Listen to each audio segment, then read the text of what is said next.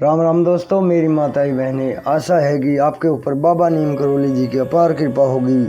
आपके घर परिवार में सभी कुशल मंगल होंगे, यही मैं प्रार्थना करता हूँ मेरे बाबा नीम करोली जी से। यही मेरी अर्जी है बारंबार, मेरे बाबा सबका भला करो, सबके ऊपर कृपा करो, सबका भला अपना भला। जय राम जी की। दोस्तों और मेरी माताएं बहनें, आज मैं आपको श्रीमद् वाल्मीकि रामायण अरण्य कांड का 40वां सर्ग सुनाऊंगा। रावण का मारीच को फटकारना और सीता हरण के कार्य में सहायता करने की आज्ञा देना। इसे पूरा सुने मेरे भाई, मेरी बहनें, मेरी माताएं, और आगे भी शेयर करें और चैनल को सब्सक्राइब कर ले, ताकि आपके ऊपर प्रभु बाबा नीम करोली जी की महिमा अपार बरसी, आपके सारे संकट दूर हों। जय राम जी की। शुरू करते हैं। मारीच का वह कथन उचित और मानने योग्य था, तो भी जैसे मरने की इच्छा वाला रोगी दवा नहीं लेता, उसी प्रकार उसके बहुत कहने पर भी रावण ने उसकी बात नहीं मानी।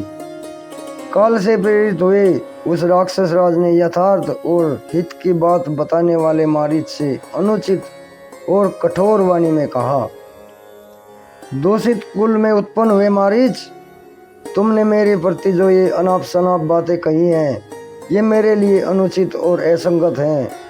ऊसर में बोए हुए बीज के समान अत्यंत निष्फल हैं। तुम्हारे इन वचनों द्वारा मूर्ख, पापाचारी और विशेषतः मनुष्य राम के साथ युद्ध करने अथवा उसकी स्त्री का अपहरण करने के निश्चय से मुझे विचलित नहीं कर सकता।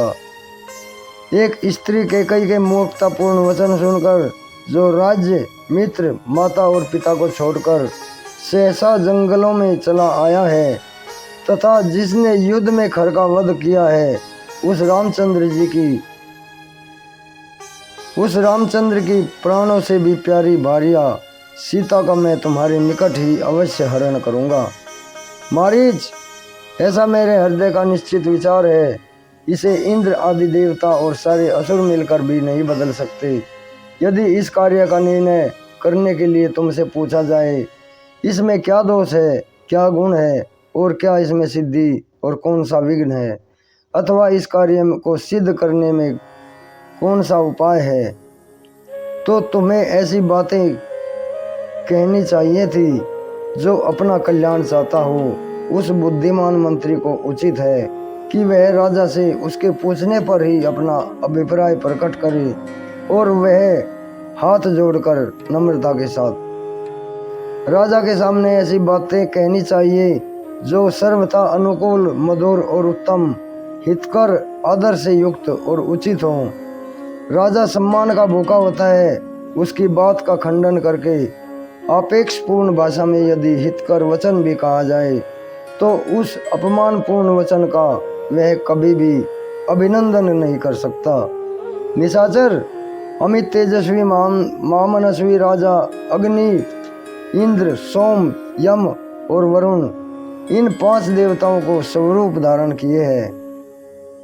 इन 5 देवताओं के स्वरूप धारण किए रहता है, इसलिए वे अपने में इन 5 के गुण, प्रताप, पराक्रम, सौम्य भाव और दंड और प्रसन्नता भी धारण करते हैं।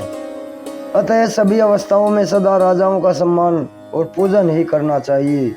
तुम तो अपने धर्म को ना जानकर केवल मोह के वशीभूत हो रहे हो। मैं तुम्हारा अभ्यागत अतिथि हूँ, तो भी तुम दुष्टतावश मुझसे ऐसी कठोर बातें कह रहे हो। राक्षस, मैं तुमसे अपने कर्तव्य के गुण दोष नहीं पूछता हूँ, और नहीं यह जानना चाहता हूँ कि मेरे लिए क्या उचित है। अमित पराक्रमी मारीच, मैंने तो तुमसे इतना ही कहा था कि इस कार्य में तुम्हें मेरी सहायता करनी चाहिए। अच्छा, अब तुम्हें सहायता के लिए मेरे कथनानुसार जो कार्य करना है उसे सुनो। तुम सर्वथा सुवर्ण में चर्म से युक्त चित कब्रे रंग के मृग बन जाओ। तुम्हारे सारे अंगों में चांदी की सफ़ेद बूंदें रहनी चाहिए। ऐसा रूप धारण करके तुम राम के आश्रम के समीप सीता के सामने विचरो। एक बार विदेह कुमारी को लुभाकर जहाँ तुम्हारी इच्छा हो उधर ही चले जाओ। तुम माया में कांचन मृग को देखकर मिथिलेश कुमारी सीता को बड़ा आश्चर्य होगा और वह शीघ्र ही राम से कहेगी आप इसे पकड़ लाइए।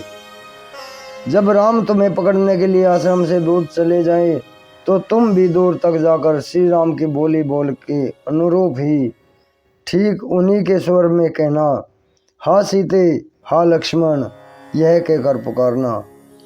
तुम्हारी उस पुकार को सुनकर सीता की प्रेरणा से सुमित्रा कुमार लक्ष्मण भी इसने वश घबराए हुए तुम्हारे पीछे ही तुम्हारे मार्ग का अनुसरण करेंगे। इस प्रकार राम और लक्ष्मण दोनों आश्रम से दूर निकल जाएंगे और मैं सुखपूर्वक सीता को हर ले जाऊंगा, ठीक उसी तरह जैसे इंद्र शची को हर लाए थे। उत्तम व्रत का पालन करने वाले राक्षस मारीच, इस प्रकार इस कार्य को संपन्न करके जहाँ तुम्हारी इच्छा हो वहाँ चले जाना। मैं इसके लिए तुम्हें अपना आधा राज्य दे दूंगा। सौम्य, अब इस कार्य की सिद्धि के लिए प्रस्थान करो, तुम्हारा मार्ग मंगलमय हो। मैं रथ पर बैठकर दंडक वन तक तुम्हारे पीछे पीछे चलूंगा। राम को धोखा देकर बिना युद्ध किए ही सीता को अपने हाथ में लेकर कृतार्थ हो मैं तुम्हारे साथ ही लंका को लौट चलूंगा। मारीच, यदि तुम इनकार करोगे तो मैं तुम्हें अभी मार दूंगा। मेरा यह कार्य तुम्हें अवश्य करना पड़ेगा। मैं बल प्रयोग करके भी तुमसे यह काम कराऊंगा। राजा के प्रतिकूल चलने वाला पुरुष कभी सुखी नहीं हो पाता। राम के सामने जाने पर तुम्हारे प्राण जाने का संदेह, परंतु मेरे साथ विरोध करने पर तो आज ही तुम्हारी मृत्यु निश्चित है। इन बातों पर बुद्धि लगाकर भली भांति विचार कर लो, उसके बाद यहाँ जो हित कर लगे उसे तुम अच्छी तरह करो। जय राम जी। इसी प्रकार श्री वाल्मीकि निर्मित आस रामायण आदि काव्य के अरण्य कांड में 40वां सर्ग पूर्ण हुआ। जय श्री राम। जय बाबा नीम करोली महाराज की जय। हनुमान जी की। हे राम।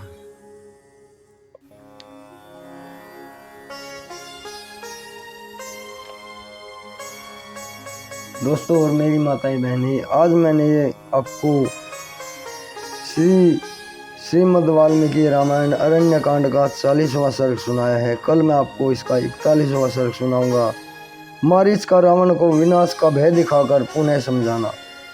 अभी आज्ञा लेता हूँ। आगे भी शेयर करें और चैनल को सब्सक्राइब कर ले अगर आपने नहीं किया है तो। जय राम जी की।